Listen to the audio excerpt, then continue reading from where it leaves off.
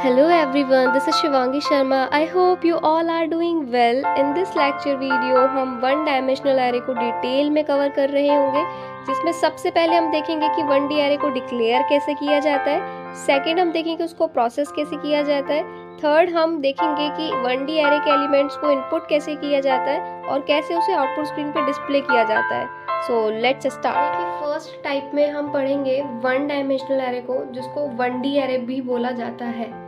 Definition में लिखा है one D array store elements of same data type in a linear sequence. One D array same data type के elements को एक linear sequence में store करता है। आगे लिखा है one D array as a row where elements are store one after the another. One D array को एज अ रो क्यों बोला गया है? क्योंकि यहाँ पे जो एलिमेंट्स हैं वो एक के बाद एक स्टोर होते हैं, तो एक रो बन जाती है, एक रो में एलिमेंट्स स्टोर होते हैं।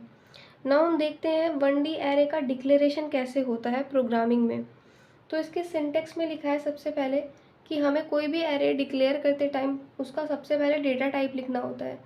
एरे जिस भी टाइप की डेटा को स्टोर करेगा उसको हम उसके डेटा टाइप में लिखेंगे। फिर हम लिखेंगे उस एरे का नाम, जिस भी नाम से हम एरे बना रहे हैं। उसके बाद हम यहाँ पे सबस्क्रिप्ट में पास करेंगे उसका साइज़, कि वो कितनी वैल्यूज़ को, कितने एलिमेंट्स को स्टोर कर पाएगा। एग्जाम्पल में हमने लिखा है जैसे कि हमने एक इंटीजर टाइप एरे बनाया, तो डेटा टाइप इंट रहा है। हमने उस एरे का नाम एज लिया है और हमने उस एरे का साइज पास किया है सबस्क्रिप्ट में 20। यहाँ पे लिखा है when the array is declare the compiler allocate space in memory to hold the element of the array, so the compiler should know the size of array and at the compile time. अब क्या है कि आपने suppose that घर में कोई नई चीज़ खरीदी, तो आप पहले से ही उसके लिए जगह बना लेंगे ना अपने घर में, कि आप इस रूम में वहाँ पे वो चीज़ सेट करेंगे। वैसे ही जब एरे डिक्लेयर होता है तो कंपाइलर भी क्या करता है, मेमोरी में स्पेस एलोकेट कर लेता है एरे के एलिमेंट्स को होल्ड करने के लिए। सो इसलिए ज़रूरी है कि कंपाइलर को एरे का साइज़ पता हो, ताकि वो पहले से ही उस साइज़ के अकॉर्डिंग मेमोरी में स्पेस एलोकेट कर ले उसके लिए। एग्जाम्पल में हमने इस एरे का साइज़ 20 पास किया है। इसका मतलब ये है कि ये single array 20 integer type elements को स्टोर करने के केपेबल है। इस एरे के अंदर हम 20 एलिमेंट्स को स्टोर कर सकते हैं जो इंटीजर टाइप का होगा। अब इसका साइज़ पास करना ज़रूरी क्यों है? वो इसीलिए ताकि कंपाइलर को पहले से ही पता हो कि उसे कितने एलिमेंट्स के लिए मेमोरी में स्पेस एलोकेट करना है। वन डी एरे में एलिमेंट्स को स्टोर करने के बाद अब उस एरे के एलिमेंट्स को अगर एक्सेस करना है तो हम वो कैसे करेंगे? हेडिंग लिखी हुई है accessing one D array element. लिखा है the elements of an array can be access by specifying the array name followed by subscript in bracket. Array के एलिमेंट्स को एक्सेस करने के लिए हमें एरे का नाम लिखना होता है, साथ ही में उसका सबस्क्रिप्ट हमें लिखना होता है। इस तरीके से हम एरे के एलिमेंट्स को एक्सेस कर पाएंगे। चलो एक एग्जांपल से समझते हैं कि हमने यहाँ पे इंटीजर टाइप एरे बनाया, उसका नाम ARR रखा और उसमें साइज़ पास किया 5। मीन्स कि वो जो एरे है वो 5 इंटीजर वैल्यू को होल्ड करने के केपेबल है। इसके एलिमेंट्स को किस तरीके से लिखा जाएगा? अब क्योंकि इसका साइज़ 5 है तो इसका सबस्क्रिप्ट 0 से शुरू होकर 4 तक जाएगा। एरे के फर्स्ट एलिमेंट को lower bound of the array बोला जाता है। एरे के लास्ट एलिमेंट को upper bound of the array बोला जाता है। यहाँ पे लिखा हुआ है कि सी लैंग्वेज में the array subscript start from 0 and the last subscript is 1 less than the size of array. C language में एरे का सबस्क्रिप्ट 0 से शुरू होता है और ये एरे के साइज से एक कम होता है। जैसे यहाँ पे एरे का साइज हमने 5 रखा था, बट सबस्क्रिप्ट इसका 0 से 4 तक गया। तो ये था accessing one D array element. One D array elements को प्रोसेस कैसे किया जाएगा? लिखा है for processing array we generally use a for loop. Array को प्रोसेसिंग करने के लिए हम फॉर लूप का यूज़ करते हैं। फॉर लूप का यूज़ क्यों करते हैं? क्योंकि यहाँ पे अब हर बार हम एक एलिमेंट को एक्सेस करेंगे, उसको प्रोसेस करेंगे, तो हर बार ना एक रिपीटेशन हो रहा है। क्योंकि सेम काम को बार बार कर रहे हैं तो हमें पता है रिपीटेशन ऑफ कोड में हम यूज़ करते हैं लूप का।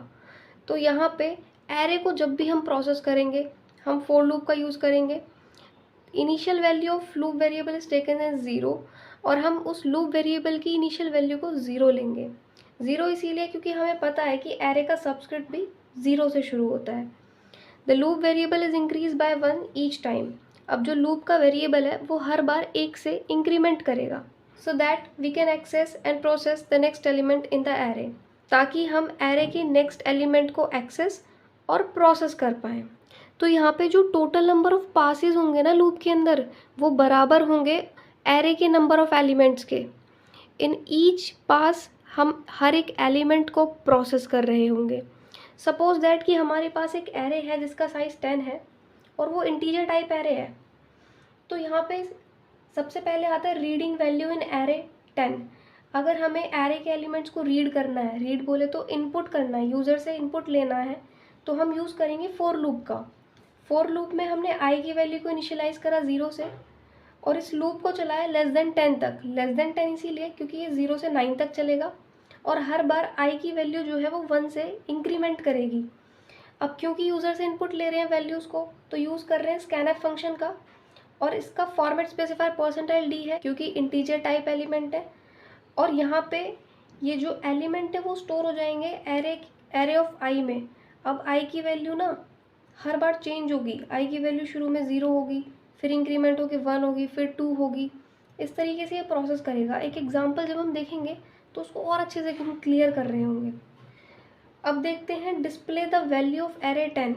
हमने वो एलिमेंट्स तो यूज़र से इनपुट ले लिए जो हम अपने एरे में स्टोर कराना चाहते हैं। अब इनपुट लेने के बाद हम उसको डिस्प्ले भी तो कराएंगे ना आउटपुट स्क्रीन पर। तो डिस्प्ले कराने के लिए दोबारा से एक फॉर लूप लगाएंगे। उस फॉर लूप में भी हमने आई की वैल्यू को 0 से इनिशियलाइज करके उसको लेस देन 10 तक चलाया है, हर बार 1 से इंक्रीमेंट कर रहा है। और क्योंकि अब की बार हम डिस्प्ले करा रहे हैं तो यूज़ कर रहे हैं प्रिंटएफ फंक्शन का। एरे की वैल्यू आपको प्रिंट होकर मिलेगी और वो वैल्यू एरे ऑफ आई के अंदर स्टोर हो जाएगी। एरे के एलिमेंट्स को रीड करना और उसको डिस्प्ले करना, ये हम एक अलग से एग्जांपल लेंगे और उसमें बहुत अच्छे से क्लियर कर रहे होंगे कि कैसे प्रोसेसिंग की जाती है। 1D एरे को प्रोग्राम में किस तरीके से लिखा जाता है, उसके लिए हमने एक एग्जांपल लिया है जिसमें हम एरे के एलिमेंट्स को यूज़र से इनपुट लेंगे और उसको डिस्प्ले कराएंगे आउटपुट स्क्रीन पर। प्रोग्रामिंग में सबसे पहले तो हमने हेडर फाइल लिखी है, इसके बाद मेन फंक्शन। अब यहाँ पे हमने एक एरे डिक्लेयर करा है जिसका साइज़ 5 रखा है और वो इंटीजर टाइप की वैल्यू को स्टोर करेगा। साइज़ हमने इसका 5 पास किया है, यानी कि ये 5 इंटीजर वैल्यू को होल्ड कर सकता है। अब सबसे पहले हमने प्रिंटएफ फंक्शन से ये कहा कि हमें आउटपुट स्क्रीन पर वो पूछे कि enter the element of an array. सबसे पहले जब हम इस प्रोग्राम को रन करें तो हमें आउटपुट स्क्रीन पर ये प्रिंट होकर मिले कि हमें एंटर करने हैं एरे के एलिमेंट्स को। लूप में हमने आई की वैल्यू को 0 से इनिशियलाइज़ किया है। अब वैल्यू को इनिशियलाइज़ करने के बाद ये चेक करेगा कंडीशन को, क्या आई की वैल्यू 5 से छोटी है, तो कंडीशन बिल्कुल सही है क्योंकि 0 लेस देन 5 होता है। अब ये लूप बॉडी के अंदर आएगा और यहाँ पे स्कैनएफ लिखा हुआ है, यानी यूज़र से ये वैल्यू इनपुट लेगा और ये वैल्यू स्टोर होगी एरे ऑफ आई के एड्रेस पे, यानी एरे ऑफ 0 के एड्रेस पे। सपोज दैट मैंने वो वैल्यू इनपुट ली है 10। वैल्यू इनपुट लेने के बाद दोबारा से जाएगा, अपडेट करेगा आई की वैल्यू को 0 से 1, क्योंकि कंडीशन अभी भी ट्रू है। दोबारा से लूप बॉडी के अंदर आएगा और अब एरे ऑफ 1 पे वैल्यू इनपुट लेगा। तो सपोज दैट मैंने एरे ऑफ 1 पे वैल्यू इनपुट ली 12। इसके बाद दोबारा से लूप बॉडी पे जाएगा और अपडेट करके वैल्यू हो जाएगी 2, क्योंकि कंडीशन ट्रू है। तो अब एरे ऑफ 2 पे ये वैल्यू, सपोज दैट मैंने यूज़र से इनपुट ली, सपोज दैट मैंने वो वैल्यू इनपुट ली 14। इसके बाद वापस लूप बॉडी पे जाएगा, 2 की वैल्यू 3 हो जाएगी, कंडीशन अभी भी ट्रू है। तो अब एरे ऑफ 3 पे हम वैल्यू इनपुट लेंगे, सपोज मैंने 16 लिया। इसके बाद दोबारा से वैल्यू अपडेट होगी, एरे की आई की वैल्यू 4 होगी और अब एरे ऑफ 4 पे वैल्यू हमने इनपुट ली 18। इसके बाद जब वैल्यू दोबारा से अपडेट होकर 5 होगी और दोबारा से ये कंडीशन को चेक करेगा तो देखेगा कि अब की बार कंडीशन फॉल्स हो गई, क्योंकि 5 लेस देन 5 होता नहीं है। जैसे ही कंडीशन फॉल्स हुई ये आएगा लूप बॉडी से बाहर। अब हम यूज़र से ये 5 वैल्यू इनपुट ले चुके हैं। लूप बॉडी से बाहर आने पर इसने देखा कि दोबारा से एक फॉर लूप लगा हुआ है, क्योंकि अभी तो हमने सिर्फ यूज़र से वैल्यू इनपुट ली है। अब हम चाहते हैं कि वो हर एक वैल्यू हमारी आउटपुट स्क्रीन पे भी डिस्प्ले हो, तो उसके लिए हमने दोबारा फॉर लूप लगाया और ये सेम बिल्कुल उसी तरीके से काम करेगा कि आई की वैल्यू स्टार्टिंग में हमारी 0 है, कंडीशन ट्रू है, तो आपको आउटपुट स्क्रीन पर वैल्यू प्रिंट होकर मिल जाएगी एरे ऑफ 0 वाली। तो एरे ऑफ 0 पर हमने कौन सी वैल्यू इनपुट ली थी, 10 वैल्यू इनपुट ली थी। तो आउटपुट स्क्रीन पर आपको 10 प्रिंट होकर मिल जाएगा। अब यहाँ पे हमने एक और एक स्टेटमेंट लिखी है printf/n। आपको पता है कि /n का यूज़ हम नेक्स्ट लाइन में जाने के लिए करते हैं, तो यहाँ पे /n का यूज़ हमने इसीलिए किया है ताकि जो एरे की नेक्स्ट वैल्यू है वो हमें नेक्स्ट लाइन में प्रिंट होकर मिले। तो अब यहाँ पे जो भी वैल्यू होगी वो हमें नेक्स्ट लाइन में मिलेगी। इसके बाद अपडेट होकर आई की वैल्यू जाएगी 1, कंडीशन ट्रू है तो अब ये एरे ऑफ 1 पे जो वैल्यू थी उसको प्रिंट करेगा। एरे ऑफ 1 पे जो वैल्यू थी वो 12 थी और वो नेक्स्ट लाइन में प्रिंट होकर मिलेगी। अब इसके बाद दोबारा /n लगाए तो नेक्स्ट वैल्यू फिर नेक्स्ट लाइन में मिलेगी और एरे की वैल्यू अपडेट होकर हो जाएगी 2। अब क्योंकि कंडीशन सही है तो एरे ऑफ 2 पे जो वैल्यू होगी वो प्रिंट होकर मिलेगी 14। आई की वैल्यू इंक्रीमेंट होकर हो जाएगी 3। एरे ऑफ 3 पे जो वैल्यू है वो है 16 तो प्रिंट होकर मिलेगी। इसके बाद अपडेट होकर वैल्यू हुई 4। एरे ऑफ 4 पे हमने वैल्यू ली है 18 तो ये प्रिंट होकर मिलेगी। अब एरे ऑफ 5 पे तो कंडीशन ही फॉल्स हो गई। जैसे ही कंडीशन फॉल्स हुई ये लूप बॉडी से बाहर आ जाएगा और प्रोग्राम खत्म। तो आउटपुट स्क्रीन पर हमें मिलेगा enter the element of an array. User से वो एलिमेंट हम इनपुट ले लेंगे, इसके बाद हमें वो वैल्यू प्रिंट होकर मिल जाएगी आउटपुट स्क्रीन पे कुछ इस तरीके से।